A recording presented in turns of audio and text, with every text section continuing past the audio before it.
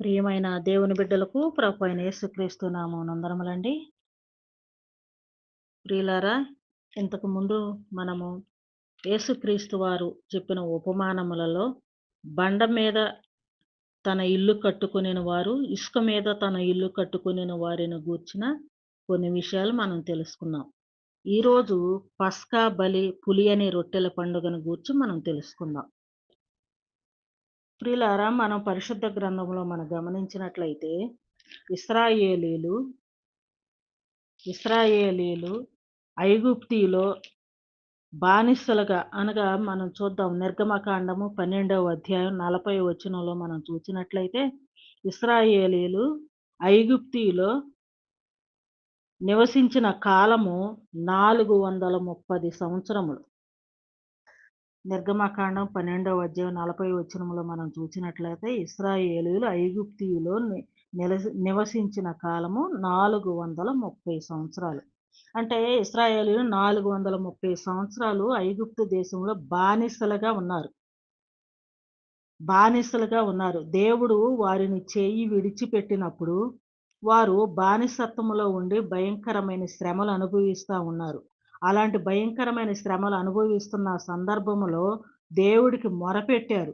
ఆ శ్రమలను తట్టుకోలేక దేవుడికి మొరపెట్టినప్పుడు దేవుడు ఎంతైనా జాలి కలిగిన దేవుడు, కనికరం కలిగిన దేవుడు కనుక వారి మీద జాలి చూపించి దేవుడు మోషే అనే ఒక నాయకుడిని, ఒక ప్రవక్తని పంపించి ఆ యొక్క ఇశ్రాయేలీయులను ఆ ఐగుప్తు దేశము నుంచి, ఆ శ్రమల నుంచి, బానిసత్వం నుంచి తీసుకొని రావటం కోసమే దేవుడు మోషేను పంపించాడు.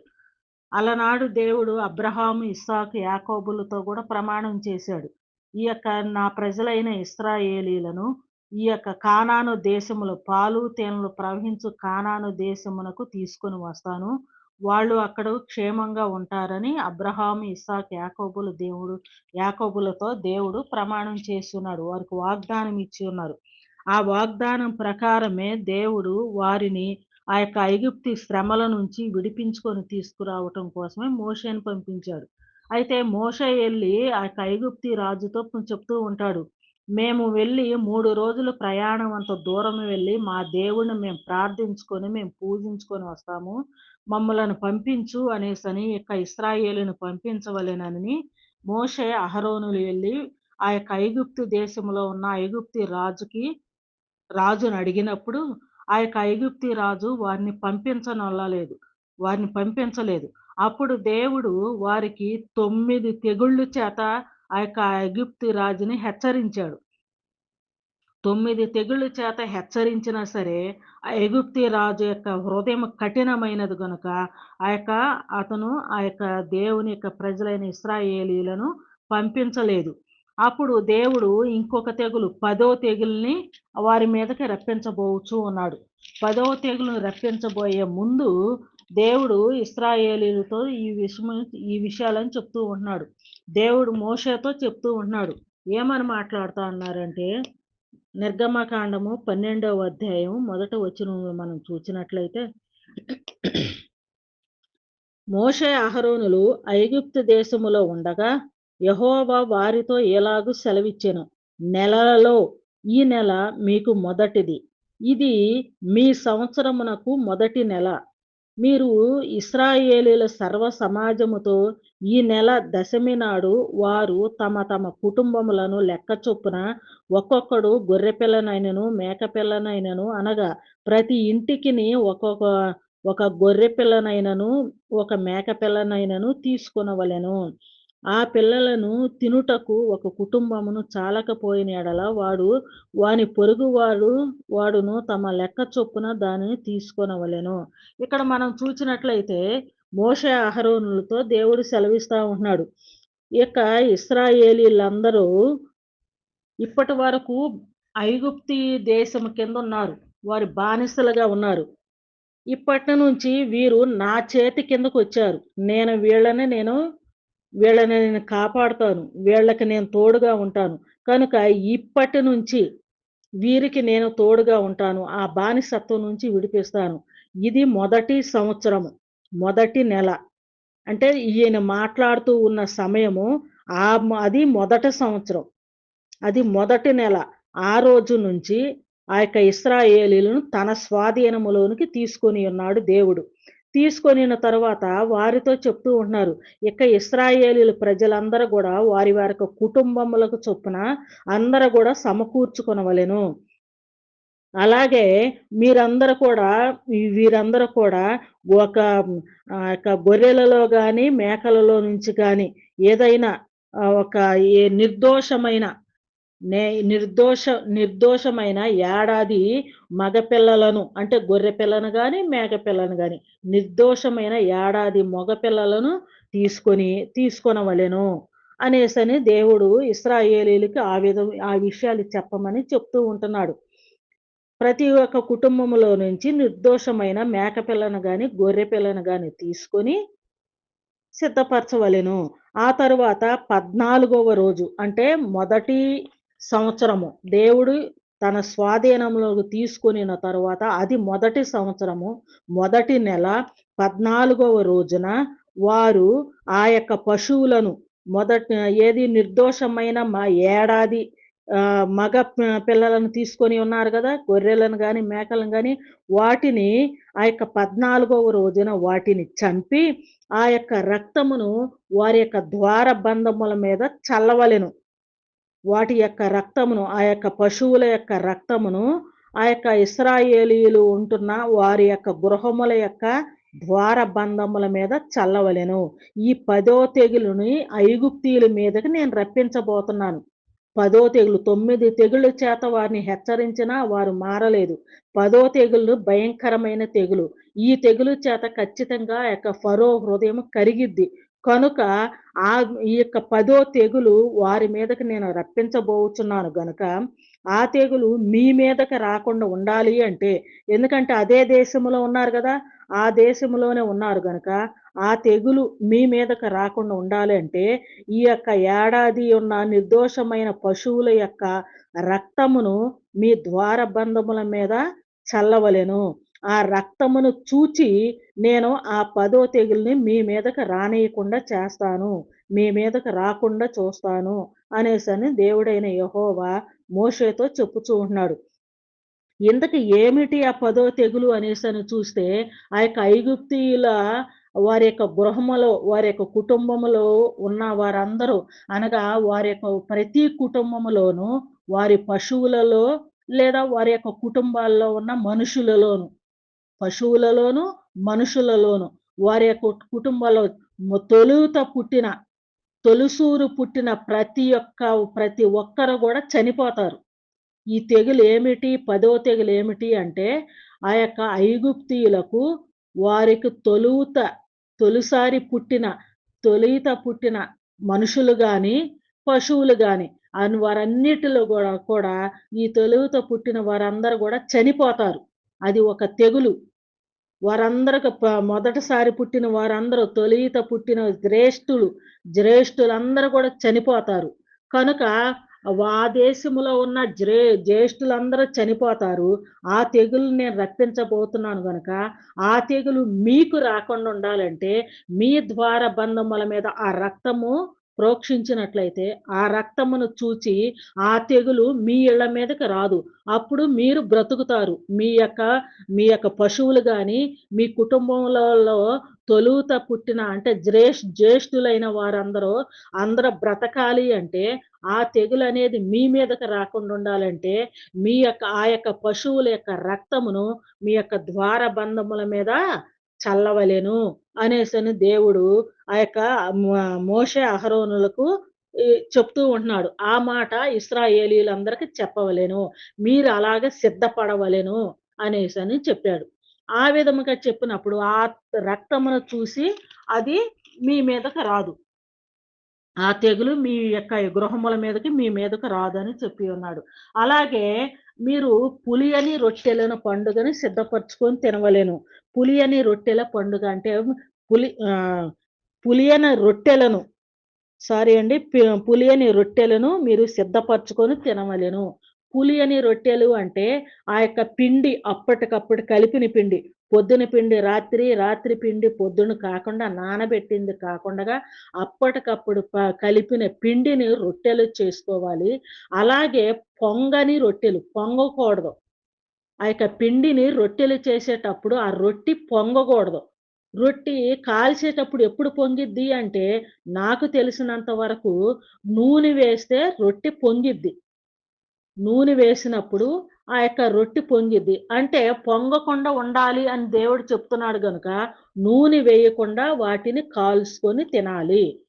మీరు ఆ యొక్క పశువుల రక్తమును గుమ్మముల మీద ప్రోక్షించిన తరువాత, వాటి యొక్క మాంసమును మీరు వండుకొని తిని, ఈ యొక్క మీరు రొట్టెలను పులియని రొట్టెలను చేసుకొని, పొంగని రొట్టెలను మీరు తినవలెను అనేసని దేవుడు ఇశ్రాయేలీయులకి ఆజ్ఞాపిస్తూ ఉంటున్నాడు. ఏది ఆయన స్వాధీనం చేసుకొనిన మొదటి సంవత్సరం, మొదటి దినము, మొదటి నెలలో మా యొక్క 14వ దినమున ఆ విధముగా చేయాలి. మీరు భుజించే విధానం ఎలాగా అనేసనంటే, ఇక్కడ మనం చూసినట్లయితే 11వ వచనం. మీరు దానిని తినవలసిన విధమేదనగా, మీ నడుము కట్టుకొని, మీ చెప్పులు తొడుగుకొని, మీ కర్రలు చేత పట్టుకొని, త్వరపడుచు దానిని తినవలెను. ఇది యెహోవా వాక్కు. ఇది యెహోవాకు పస్కా బలి. ఎలాగ వారు భోజనం చేయాలి అంటే, మీరు దానిని తినవలసిన విధమేదనగా, మీ యొక్క నడుము కట్టుకోవాలి, చెప్పులు తొడుగుకోవాలి, కర్ర పట్టుకోవాలి, త్వరపడుచు తినవలెను. ఇదే యెహోవాకు పస్కా బలి. అంటే వాళ్ళు ఈ విధముగా ఎలాగ సిద్ధపరచుకోవాలి? ఈ విధముగా సిద్ధపరుచుకొని, వారి యొక్క ద్వారముల మీదకి రక్తమును ప్రోక్షించి, ఈ విధముగా భోజనము సిద్ధపరుచుకొని, మీ నడుము కట్టుకొని, చెప్పులు తొడుక్కొని, కర్ర పట్టుకొని త్వరపడుచు తినాలి అనేసనంటే, వారికి అక్కడ సమయం లేదు.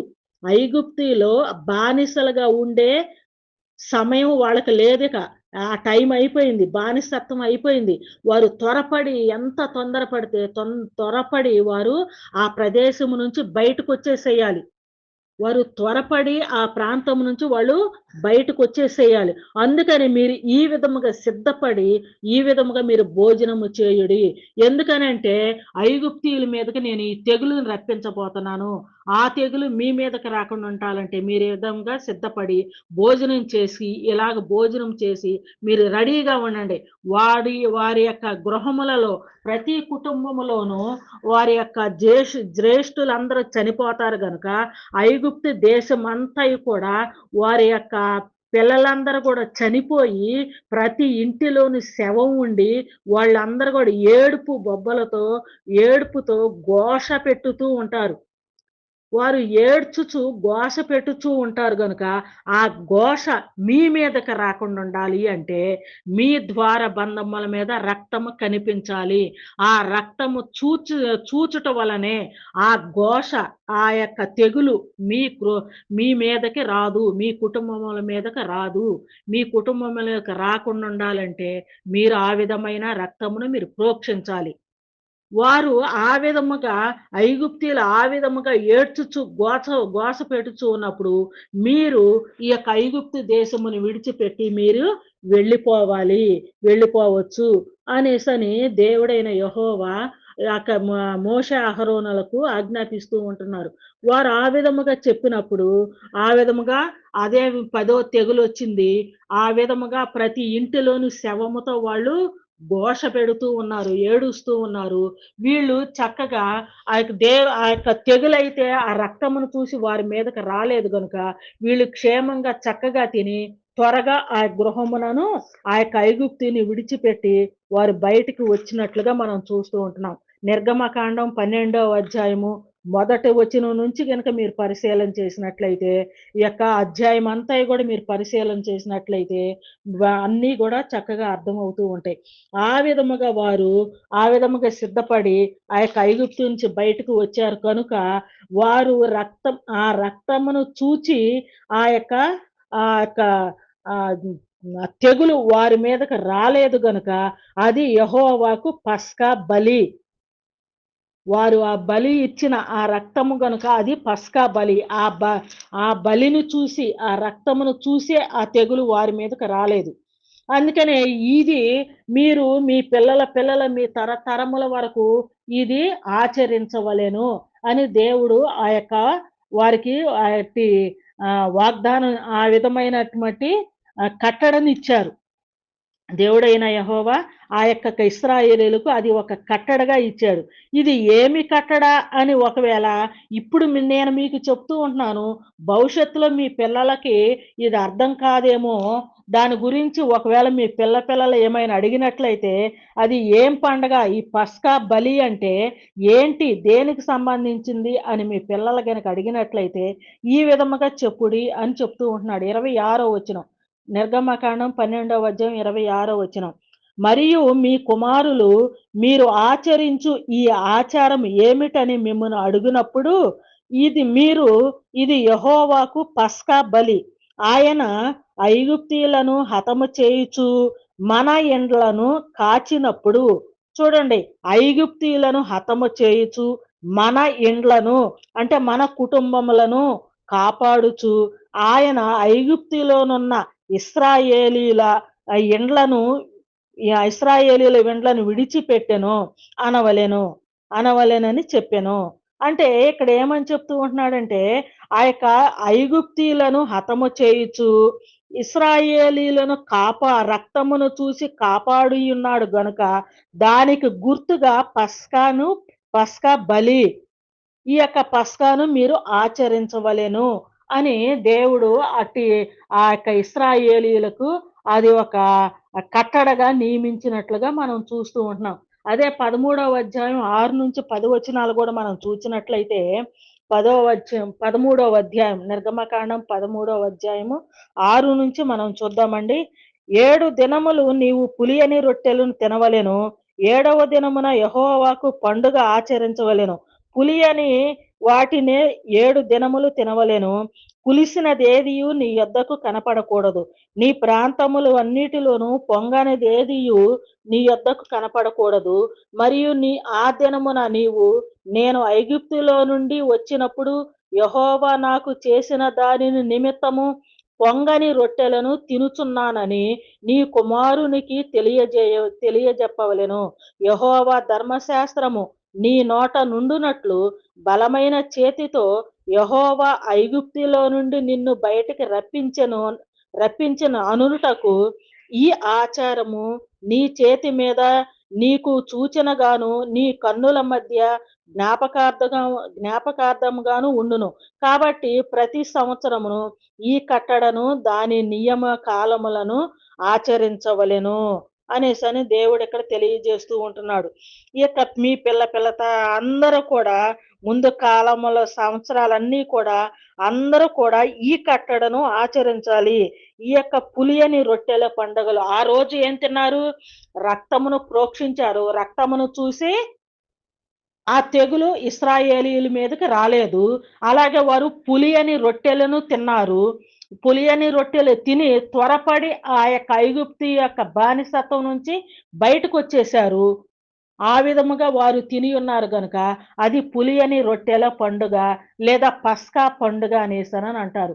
ఐగుప్తుని విడిచిపెట్టి రావటానికి వచ్చిన దానికి గాను, అలాగే ఆ యొక్క రక్తమును చూసి ఆ తెగులు వారి మీదకి రాకుండా చేసిన దానికి గాను పులియని రొట్టెల పండుగ, పస్కా పండుగను ఇశ్రాయేలీయులకి ఒక కట్టడగా దేవుడు ఇచ్చినట్టుగా మనం చూస్తూ ఉంటున్నాం. అదే పండుగను అదే ఆచారముగా ఇక్కడ యేసుక్రీస్తు వారు కూడా ఆ యొక్క పండుగను ఆచరించినట్లుగా మనం చూస్తూ ఉంటున్నాం. మార్కు సువార్త అదే పండుగను యేసుక్రీస్తు వారు ఇక్కడ ఆయన కూడా ఇశ్రాయేలీయుల వంశములో నుంచే యూదులలో నుంచి పుట్టినవాడు గనుక ఆ ఇశ్రాయేలీయుల యొక్క ధర్మశాస్త్ర చట్టాన్ని ఆచరించవలసిన వారై ఉన్నారు గనుక ఆ ధర్మశాస్త్ర చట్టానుసారముగా ఆయన కూడా ఆ పస్కా పండుగను ఆచరించినట్లుగా మనము ఈ యొక్క మార్కు సువార్త 14వ అధ్యాయము 12వ వచనం నుంచి మనం చూడగలుగుతాం. చూద్దాం 14వ అధ్యాయం 12వ వచనం మార్కు సువార్త.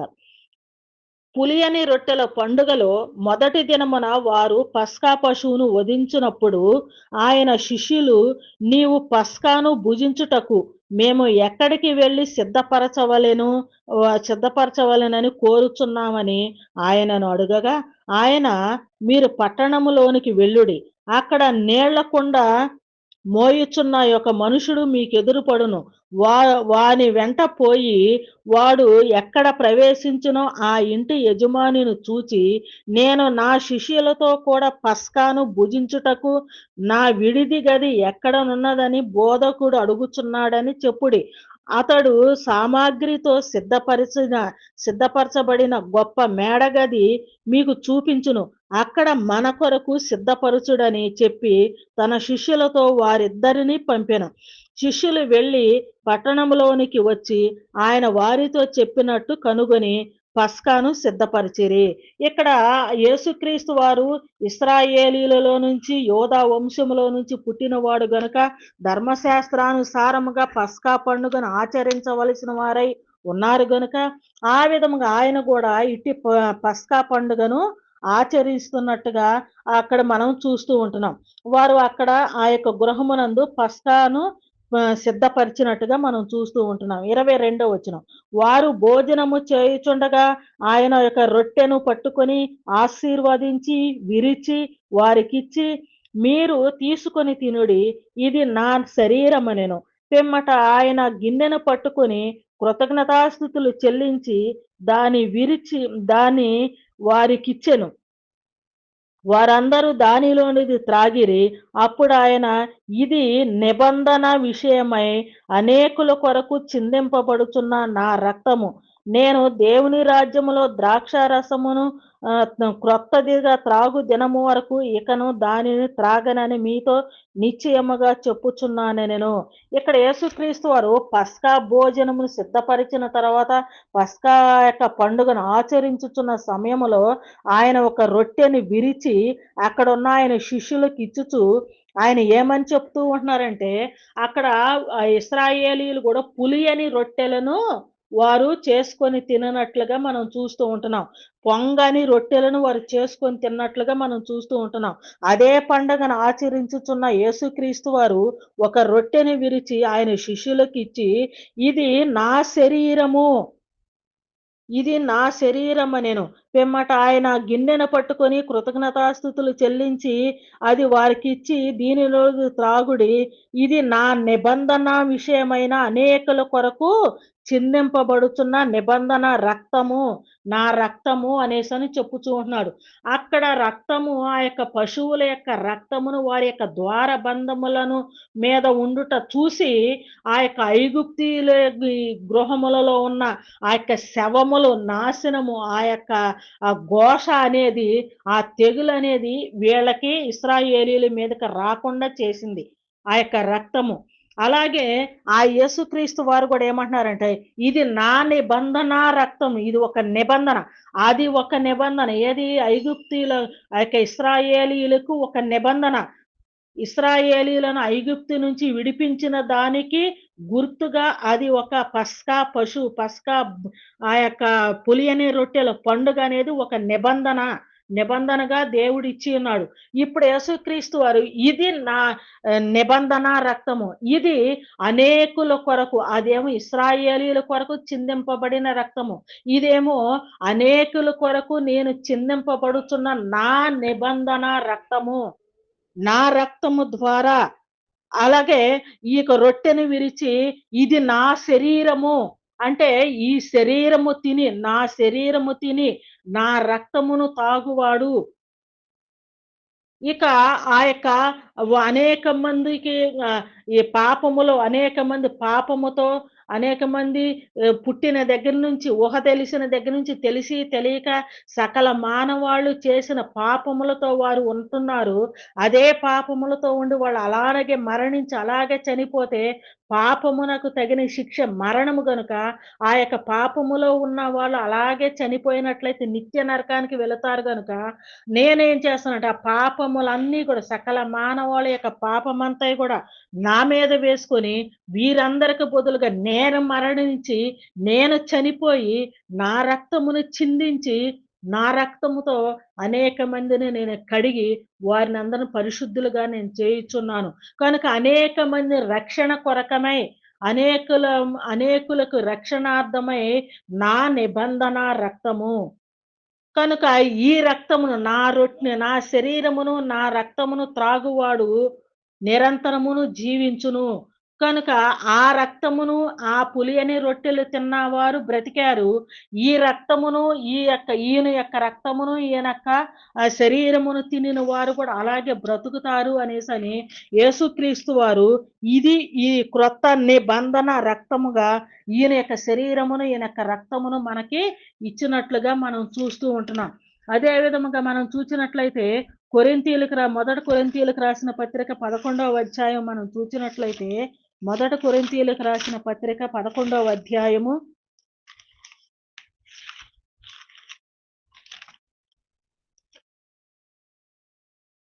మొదటి కొరింథీయులకు రాసిన పత్రిక 11వ అధ్యాయం 24వ వచనం చూద్దాం. 23వ వచనం. నేను మీకు అప్పగించిన దానిని ప్రభు వలన పొందితిని.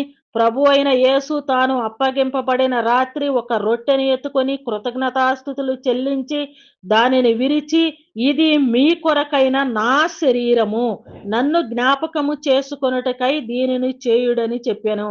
ఆ ప్రకారమే భోజనమైన పిమ్మట ఆయన పాత్రను ఎత్తుకొని, ఈ పాత్ర నా రక్తము వలననైన క్రొత్త నిబంధన. మీరు దీనిలోనిది త్రాగునప్పుడల్లా నన్ను జ్ఞాపకము చేసుకొనుటకై దీనిని చేయుడని చెప్పెను. మీరు ఈ రొట్టెను తిని ఈ పాత్రలోనిది త్రాగునప్పుడల్లా ప్రభువు వచ్చు వరకు ఆయన మరణమును ప్రచురించుదురు.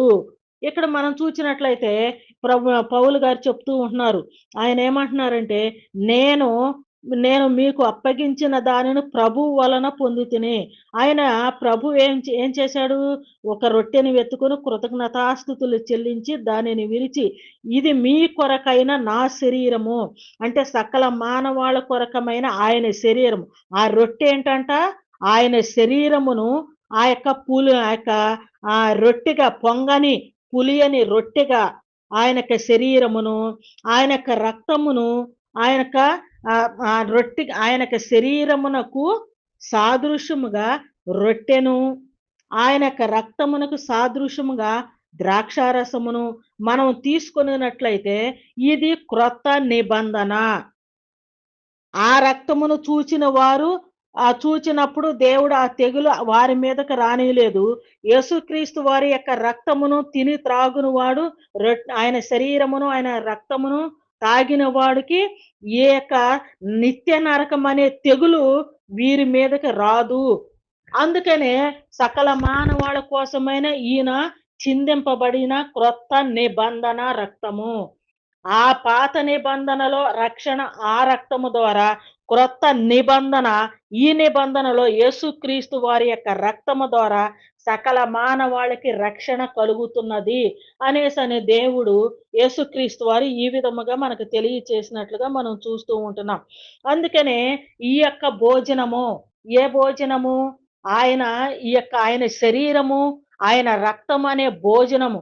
అక్కడ వాళ్ళు భోజనం చేశారు. త్వరపడుచు నిలుచుని చెప్పులు వేసుకొని, నడుము కట్టుకొని, కర్ర చేత పట్టుకొని వారు త్వరపడుచు తినుచు వారు బయటకొచ్చేశారు. ఇప్పుడు కూడా సకల మానవాళ్ళు కూడా పాపములో ఉన్నారు. వారు అలానే ఉండి చనిపోతే నిత్య నరకానికి వెళ్ళిపోతారు గనుక త్వరగా వారి యొక్క సకల దుష్టత్వాన్ని విడిచిపెట్టి రక్షింపబడి యేసుక్రీస్తు వారి యొక్క సిద్ధపరిచిన ఆయన భోజనాన్ని, ఆయన యొక్క శరీరము, శరీరం అనబడిన రొట్టె, రక్తం అనబడిన ద్రాక్ష రసాన్ని, శరీరానికి సాదృశ్యము రొట్టెను, రక్తమునకు సాదృశ్యము ద్రాక్ష రసాన్ని ఈ భోజనము చేయటం కోసము సకల మానవాళ్ళు త్వరపడుచు సిద్ధపడి ఆ యొక్క భోజనాన్ని చేయాలని దేవుడు ఇక్కడ మనకు తెలియచేస్తూ ఉంటున్నాడు. లేని ఎడల ఏ క్షణానికి ఏం జరిగిద్దో తెలియదు. ఒకవేళ పాపముతోనే ఉండి చనిపోయినట్లయితే మనం నిత్య నరకానికి వెళ్ళిపోతామనే విషయాన్ని ప్రతి ఒక్కరు కూడా తెలుసుకోవలసినదిగా దేవుడు మనకిక్కడ తెలియచేస్తూ ఉంటున్నాడు. అందుకనే దేవుడు ఇక్కడ ఆయన యేసుక్రీస్తు వారు ఆ భోజనము సిద్ధపరచాలంటే మామూలు విషయమా? ఆయన ఎంత నరక యాతన ఆ భోజనము సామాన్యమైన భోజనం. ఆయన శరీరమంతా కూడా నలగగొట్టబడినది. ఆయన రక్తమంతా కూడా ఆఖరి బొట్టు వరకు కార్చబడినది. ఆ భోజనాన్ని ఆ భోజనము సిద్ధపరచటం అంటే అంత అసలు ఎవరి వల్ల కాదు. అంత విలువైన భోజనం మరి ఎక్కడా కూడా లేనే లేదు. ఆ భోజనము చేయువాడే ఎంతో ధన్యుడు. పైన 21వ వచనంలో మనం చూచినట్లయితే మొదటి కొరింథీ పత్రిక 11వ అధ్యాయం 21వ వచనం. ఏలయనగా మీరు ఆ భోజనము చేయునప్పుడు ఒకనికంటే ఒకడు ముందుగా తన మట్టుకు తాను భోజనము చేయుచున్నాడు. అంటే ఆ భోజనము దీన్ని ఏమని చెప్తూ ఉంటున్నాడంటే భోజనము. ఇది దేంటంట? ఇది యేసుక్రీస్తు వారి యొక్క శరీరము, ఆయన యొక్క రక్తమును సాదృశ్యంగా మనం తీసుకొనబోయే భోజనము. ఇది అంత తేలికగా వచ్చిన భోజనము కాదండి. అంత గొప్ప భోజనము. ఆ భోజనము చేయువాడు దేవుని రాజ్యములో భోజనము చేయువాడు ఎంతో ధన్యుడనమాట. అలాంటి భోజనము చేయటం ఎంతో అదృష్టం. మరి అందుకని ఇక్కడ యేసుక్రీస్తు వారు ఒక ఉపమానాన్ని చెప్తూ ఉంటున్నాడు. యేసుక్రీస్తు వారు ఒక ఉపమానం చెప్తూ ఉంటున్నారు. ఏం ఉపమానం చెప్తున్నారు? లోకాసు వార్త 14వ అధ్యాయం మనం చూసినట్లయితే లోకాసు వార్త 14వ అధ్యాయము 15వ వచనం నుంచి 24వ వచనం వరకు మీరు చదవండి. చదివినట్లయితే మీకు అర్థమవుతుంది. లోకాసు వార్త 14వ అధ్యాయం 15 నుంచి 24 వరకు. ఇక్కడ ఏం జరుగుతుందంటే ఆయనతో కూడా భోజన పంక్తిలో కూర్చున్న వారిలో ఒకడు ఈ మాటలు విని దేవుని రాజ్యములో భోజనము చేయువాడు ధన్యుడని ఆయనతో చెప్పగా ఆయన అతనితో ఇట్లనెను. ఒక మనుషుడు గొప్ప విందు చేయించి అనేకులను పిలిచెను. విందు కాలము అతడు సిద్ధమైన ఉన్నది. రండని పిలువబడిన వారితో చెప్పుటకు తన దాసులను పంపెను. ఇక్కడ ఏమంటున్నారంటే దేవుని రాజ్యములో భోజనము చేయువాడు ధన్యుడు. ఏది దేవుని రాజ్యము? రక్షింపబడిన వారందరూ కలిసి ఆయన యొక్క సంఘము అనగా ఆయన యొక్క రాజ్యము.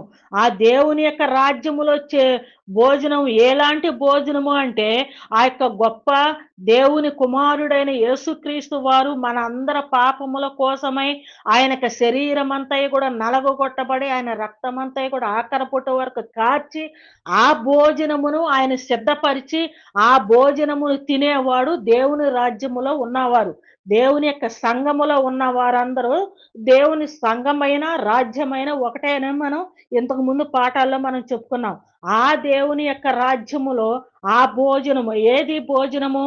ఆయన యొక్క శరీరము, ఆయన యొక్క రక్తమునకు సాదృశ్యమైన రొట్టె ద్రాక్షారసమును తీసుకొని వారు ధన్యులు అని ఇక్కడ తెలియజేస్తూ ఉంటున్నారు. ఆ భోజనమును సిద్ధపరిచాడు ప్రభువారు. ఈ భోజనమును దేవుడు సిద్ధపరిచాడు. ఎలాగ తన కుమారుని బలి ఇచ్చి ఇటు భోజనాన్ని సిద్ధపరిచాడు. భోజనాన్ని సిద్ధపరిచి అంతా సిద్ధపరిచిన తర్వాత భోజనం అంతా రెడీ అయిపోయిన తర్వాత విందు వడ్డించటం కోసమే ఒక యజమానుడు ఈయన ఒక ఉపమానం చెప్తూ ఉంటున్నాడు. ఒక మనుషుడు గొప్ప విందును చేయించి అనేకులను పిలిచారంట. ఒక మనుషుడు గొప్ప విందును చేసి ఆ యొక్క భోజనం సిద్ధపరిచి అనేకులు తినటం కోసం అనేకులను పిలిచాడంట యేసుక్రీస్తు వారు. ఆయన శరీరము అనే భోజనాన్ని సిద్ధపరిచి దాన్ని తినటం కోసమే అనేకులని పిలుస్తూ ఉంటున్నారు నేడు కూడా. అయితే ఆయన ఉపమానములు అనేకులను పిలిచినప్పుడు వారందరూ కూడా ఒక్కొక్కరు ఒక్కొక్క నెపములు చెప్పు సాగారంట. ఏమని? ఒకడేమంటున్నారంటే నేను ఎద్దులను కొనుక్కున్నాను. ఆ ఎద్దులను నేను వాటిని కొని ఉన్నాను గనక వాటిని పరీక్షించటానికి నేను వెళ్ళుచున్నాను అంటున్నాడు. ఏమంటున్నాడు? ఒక వ్యక్తిని అయ్యా గొప్ప విందును చేయించారు. ఆ విందును ఆరగించటానికి ఆ విందును తినటానికి రమ్మంటున్నారు మా యజమానుడు రండి అనేసని చెప్పినప్పుడు అతను ఏమంటున్నాడంటే నేను 5 జతల ఎడ్లను కొని ఉన్నాను. వాటిని పరీక్షింప వెళ్ళుచున్నాను. నన్ను క్షమించు నేను రాలేను అంటున్నాడు. ఇంకొక ఆయన ఏమంటున్నాడంటే అయ్యా నేను మొన్ననే పెళ్లి చేసుకున్నాను. వివాహం చేసుకొని ఉన్నాను గనక నేను ఇప్పుడు రావటానికి నాకు వీలు పడదు అని చెప్తూ ఉంటున్నాడు. మరి ఇంకొక మనిషి ఏం చెప్తున్నాడంటే, ఇదిగో నేను ప పొలం వెళ్ళాలి. అదిగో పొలం వెళ్లి నా యొక్క పొలాన్ని నేను చూసుకొని రావాలి కనుక నాకిప్పుడు రావటానికి వీలు పడదు అనేసని చెప్తూ ఉంటున్నారు. అంటే ఇట్టి గొప్ప విందుని సిద్ధం చేసి దానిని భుజించటానికి అంటే నువ్వేం కష్టపడే పని లేదు. నువ్వేం ప్రయాస పడే పని లేదు. కష్టమంతా ఆయన కుమారుడైన యేసుక్రీస్తు వారు భరించాడు. అంతా భరించేసి మంచి భోజనాన్ని సిద్ధపరిస్తే, దానిని భుజించటానికి రమ్మంటే, ఒక్కొక్కళ్ళు ఒక్కొక్క సాకులు చెప్పుకుంటూ ఎవ్వరూ రాలేదంట. అప్పుడు దేవుడు అంటే వీళ్ళందరూ ఎవరు అనేసని మనం చూచినట్లయితే, ఆయన ఇశ్రాయేలీయుల్లో నుంచి వచ్చిన వాడు కదా! యేసుక్రీస్తు వారు మొట్టమొదటిసారి అక్కడే కదా! ఆయన జన్మించింది అక్కడే, ఆయన మరణించింది అక్కడే, ఆయన సంఘమును స్థాపించింది కూడా అక్కడే కదా! అక్కడ వారు ఇశ్రాయేలీయులందరూ తన ప్రజలు వారంతా కూడా తన బంధువులు, తన యొక్క రక్త సంబంధీకులు, ఏ ఇశ్రాయేలీయులందరూ కూడా దేవుని యొక్క ప్రజలు, దేవుని యొక్క సొత్తైన ప్రజలు గనక వారినందరిని పిలుస్తా ఉంటున్నారు. వారినందరిని భోజనము చేసి, రండి భోజనం చేద్దురుకొని రండి అని పిలుస్తా ఉంటుంటే, ఒక్కొక్కరు ఒక్కొక్క నెపములు చెప్పుతూ సాగారంట. అంటే ఇశ్రాయేలీయులకి యేసుక్రీస్తు వారిని గూర్చిన ఆయన మరణ పునరుద్ధానము, ఆయన యొక్క రొట్టెను, ద్రాక్షారసమును తీసుకొనటము ద్వారానే అంటే బాప్తీసం తీసుకున్న వాళ్ళు మాత్రమే ఆ భోజనము తినటానికి అర్హులు. ఆ భోజనము తినిన వారు మాత్రమే పరలోకానికి అర్హులు. ఆ విధముగా వెళ్ళటానికి మీరు రండని ఇశ్రాయేలీయులందరిని పిలుస్తా ఉంటే, వారందరూ కూడా నెపములు చెప్పుతున్నారు కానీ, మేము మేము ఇశ్రాయేలీయులము, మాది ధర్మశాస్త్ర చట్టము, ఇట్లాగ ఒక్కొక్కళ్ళు రకరకాల సాకులు చెప్తూ ఉన్నారు.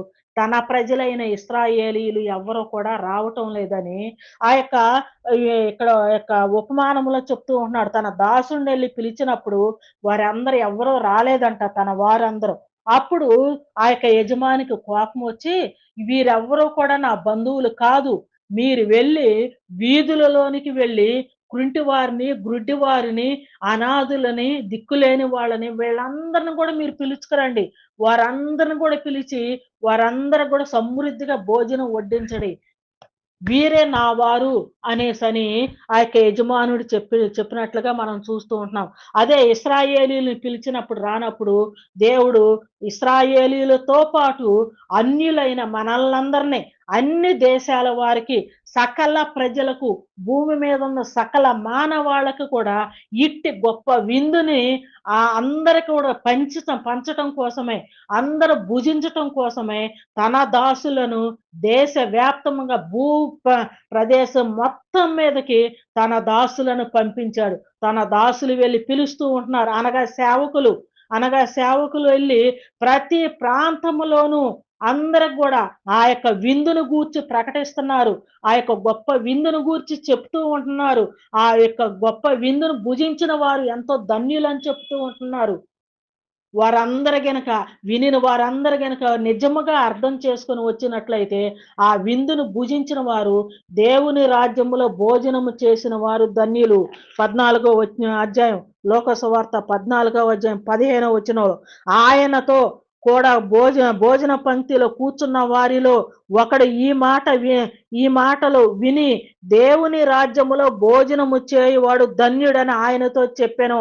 అది దేవుని రాజ్యము, దేవుని యొక్క సంఘము, దేవుని సంఘములో సంఘ సభ్యులతో కలిసి ప్రభురాత్రి భోజనమును తీసుకొనిన వారు ఎంతో ధన్యులు. ఈ లోకములో ఈ యొక్క ఈ యొక్క సృష్టిలో ఎక్కడ కూడా ఇంతకన్నా విలువైన భోజనం మరి ఎక్కడ కూడా లేదు. ఈ భోజనమును ప్రతి ఆదివారము ప్రతి ఆదివారమున దేవుని యొక్క సంఘములో దేవుని యొక్క రాజ్యములో దేవుని యొక్క సంఘములో ప్రతి ఆదివారమున ఇట్టి విందు జరుగుతూ ఉన్నది. ప్రతి ఒక్కరు కూడా ఈ విందులో పాల్గొనిన వారు ఎంతో ధన్యులు, ఎంతో అదృష్టవంతులు. ఒకవేళ ఇంకా ఈ యొక్క విందులో పాల్గొనే అర్హత ఎవరికైనా లేకపోతే దేవుని యొక్క మాటలు విని దేవుని తండ్రి అయిన దేవుని యందును ఆయన కుమారుడైన యేసుక్రీస్తు వారి యందును పరిశుద్ధాత్మని యందు విశ్వాసం ఉంచి యేసుక్రీస్తు వారు దేవుని కుమారుడని నమ్మి ఆయన మన కోసం ఈ లోకమునకు వచ్చి ఉన్నాడు. మన పాప శాప భారమంతా కూడా ఆయన మీద వేసుకొని ఆ శాపమంతా కూడా ఆయన భరించి మన పాపమునకు తగిన శిక్ష మరణము పాపమునకు తగిన శిక్ష మరణము గనుక, ఆ మరణము ఆయన భరించి, ఆయన చనిపోయి, ఆయన పరిశుద్ధుడుగా తిరిగి లేచి, ఆ పరిశుద్ధమైన ప్రభురాత్రి భోజనాన్ని మనకి సిద్ధపరిచి ఉంచున్నాడు గనుక, ప్రతి ఒక్కరు కూడా యేసుక్రీస్తు నామములో బాప్తీసము తీసుకొని, ఈ లోక సంబంధమైన సకల దుష్టత్వాన్ని విడిచిపెట్టి, పాపమును విడిచిపెట్టి, పరిశుద్ధులుగా బాప్తీసం తీసుకొని, ఆ పరిశుద్ధమైన గొప్ప విందులో ప్రతి ఒక్కరు కూడా పాల్గొనవలసినదిగా ప్రభు పేరట ప్రతి ఒక్కరిని కూడా మనవి చేస్తున్నానండి. ఇంతకన్నా గొప్ప విలువైన విందు ప్రపంచంలో ఎక్కడా లేదు. అది ఆయన సంఘములో, ఆయన రాజ్యములో ప్రతి ఆదివారమున మాత్రమే దొరుకుతున్నది. అట్టి విందులో పాల్గొనే వారు ఎంతో ధన్యులు. దేవుడు ఈ యొక్క ఉపమానము ద్వారా అనేకులను పిలుచుచూ ఉన్నారు. ప్రతి ఒక్కరు కూడా వచ్చి ఇటు భోజన పంక్తిలో పాల్గొనవలసినదిగా ప్రభు పేరట ప్రతి ఒక్కరిని కూడా మనవి చేస్తూ ఈ నా మాటలు ముగిస్తూ ఉన్నానండి. అందరికీ వందనాలు. షేర్ చేయండి, సబ్స్క్రైబ్ చేయండి, లైక్ చేయండి. అందరికీ వందనములు. ఈ నా మా యొక్క మెసేజ్‌లన్నీ కూడా ఒకదానికి ఒకటి సంబంధం ఉంటుందండి. ఇంతకు ముందు చెప్పిన ఆ యొక్క మెసేజ్‌లన్నీ కూడా వినాలి అంటే మీరు సబ్స్క్రైబ్ చేసుకొని గడిచిన పాఠాలన్నిటిని కూడా అన్నీ కూడా చక్కగా విని, వాక్యమును ఉన్నది ఉన్నట్టుగా అర్థం చేసుకొని, వాక్యానుసారముగా దేవుడిని ఆరాధించి, దేవునికి ఇష్టమైన బిడ్డలుగా ఉండి, ప్రతి ఒక్కరు కూడా దేవుని యొక్క నిండైన దీవెనలు, ఆశీర్వాదాలు ప్రతి ఒక్కరు కూడా పొందుకోవలసినదిగా ప్రభువు పేరట మనవి చేస్తూ, ఈ నా మాటలు ముగిస్తూ ఉన్నానండి. అందరికీ వందనములు.